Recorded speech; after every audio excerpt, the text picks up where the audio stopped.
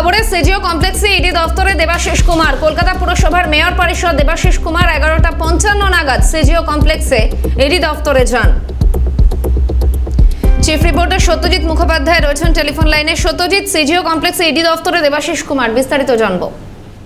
দেখো, ব্যাকটেরিয়ার জন্য বড় খবর সামনে আসছে। সকালেই যে খবর সামনে এসেছিল যে নির্দিষ্টভাবে কয়লা পাচার কাণ্ডে এক কেসির নাম জড়িয়েছে, তাকে তলব করা হয়েছে, এবং পরে যে বড় খবরটি সামনে আসছে এনফোর্সমেন্ট ডাইরেক্টরেটের তরফে, ইতিমধ্যে তুমি যেমন জানাচ্ছিলে যে তৃণমূল কংগ্রেসের প্রার্থী এবং mayor in council Debashis Kumar, তাকে তলব করা হয়েছে। তিনি আজ সকাল 11:55 নাগাদ সিজিও কমপ্লেক্সে আসেন এবং তাকে যে তথ্য সামনে আসছে এটি সূত্রে, পুরো নিয়োগ দুর্নীতি, সেই পুরো নিয়োগ দুর্নীতি কাণ্ডে এর আগেই তার নাম ছিল বলে ইডি সূত্রে তথ্য সামনে আসছে, এবং এই সূত্র মোতাবেক তাকে তলব করা হয়েছে।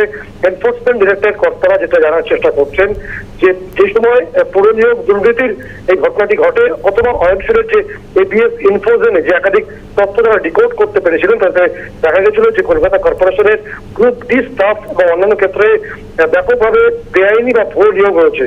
এই সমস্ত নিয়োগের ক্ষেত্রে কোনো ভূমিকা দেবাশিস কুমারের ছিল কিনা, কোনো আর্থিক লেনদেনের মাধ্যমে এই নিয়োগ প্রক্রিয়া সম্পন্ন হয়েছিল কিনা, এই সমস্ত একগুচ্ছ প্রশ্ন এই মুহূর্তে ইডি কর্তাদের হাতে রয়েছে, এবং দেবাশিস কুমারকে এই বিষয়ে তারা জিজ্ঞাসাবাদ চালাচ্ছেন বলে এই সূত্রে তথ্য সামনে আসছে। ধন্যবাদ সত্যজিৎ। চিফ রিপোর্টার সত্যজিৎ মুখোপাধ্যায় ছিলেন টেলিফোন লাইনে।